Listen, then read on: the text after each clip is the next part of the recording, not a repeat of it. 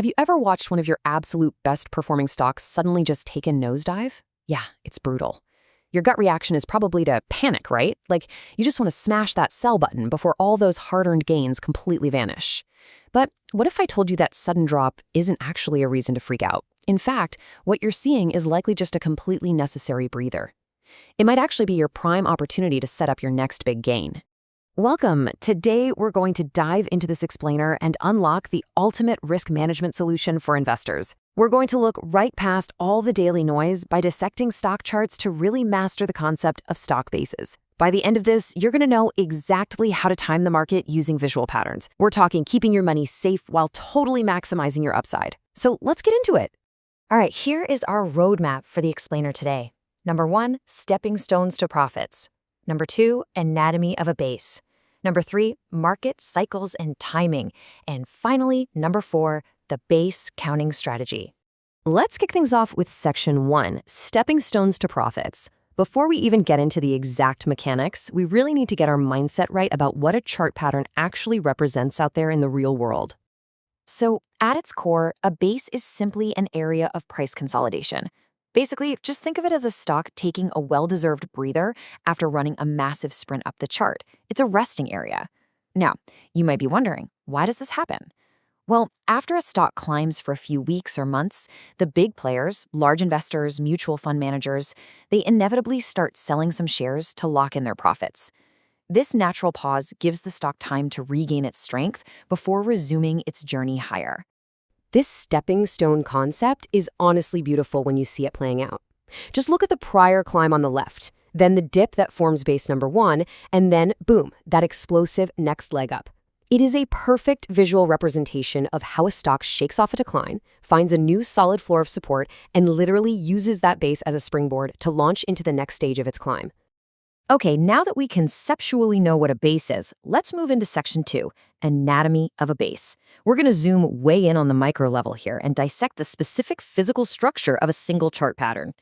Every fundamentally sound base is built on 4 distinct sequential phases. First up, the sell-off. Second, the bottom. Third, the right side. And finally, the big moment, the buy point. Let's look at how this builds visually, step by step.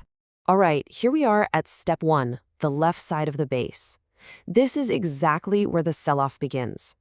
After a stock has been climbing for a while, it hits a peak and, well, it starts to slide.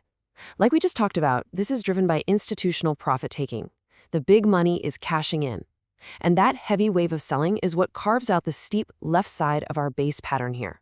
But eventually, the bleeding stops. And that brings us to the bottom of the base. This is where a floor of support forms, mainly because those massive investors have stopped aggressive selling, and some are actually stepping back in to buy shares at what they see as a discount. But, and this is a big but, at this specific point, it is still way too early to tell if the stock has genuinely regained its strength, or if it's just going to roll over and keep tanking. Now watch how this structure comes together as we move into the right side of the base. Institutional buying returns in a big way here.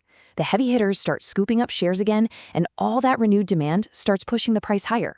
You can see it curving upward, getting closer and closer to its next crucial test, which is that prior ceiling of resistance it fell from in the first place. Then we get to the true climax of the entire pattern, the ideal buy point. This is the exact, precise moment the stock powerfully punches through that former ceiling of resistance. Let me tell you, when a stock blasts past its buy point on really heavy volume and enters new high territory, that is a massive show of strength. It's basically the ultimate signal that a new upward climb has officially started. That breakout, that is your cue. Actually, I have to stop right here and give you an absolutely crucial warning straight from our source material. Do not try to buy at the bottom of the base. I mean, sure, hindsight is 20/20. When you look at a fully completed pattern, it's so easy to say, man, I would have made a killing if I just bought at the very bottom. But when the pattern is actively forming, trying to predict the bottom is taking on totally unnecessary risk. The trend might literally just keep going lower.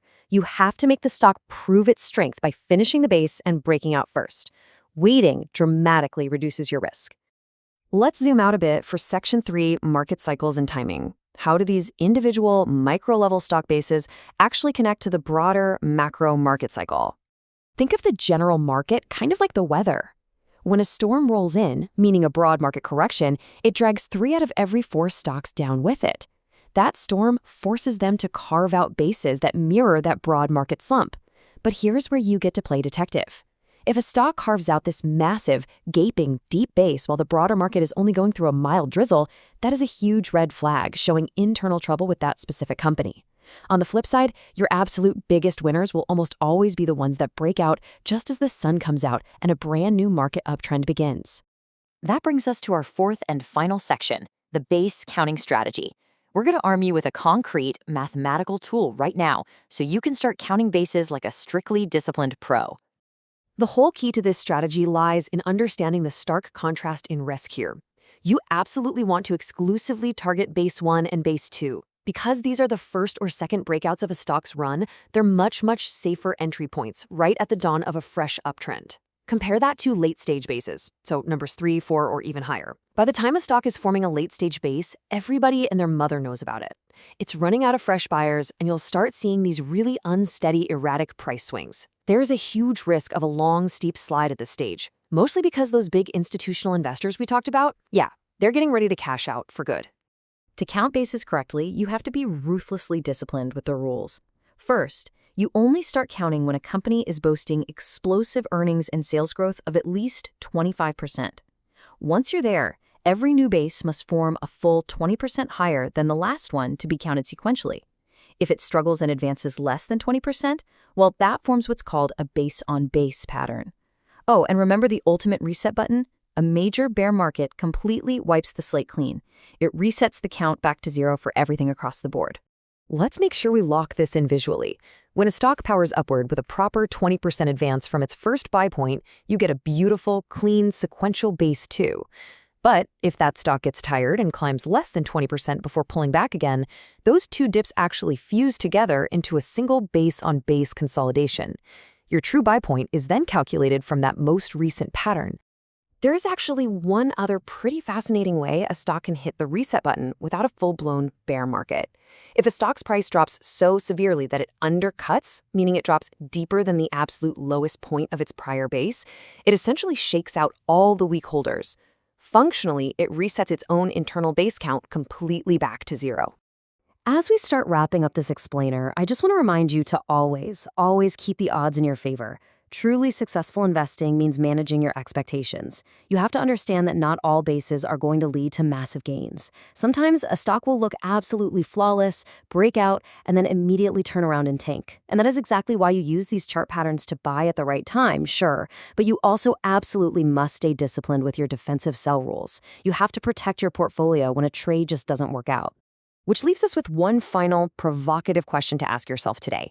Are you ready to stop trying to predict the bottom and start waiting for the breakout? Because by applying the strict visual and mathematical rules we've covered, you can totally eliminate the guesswork. Let the stock prove its strength to you first. Thanks for joining me for this explainer. Now get out there and start studying those charts.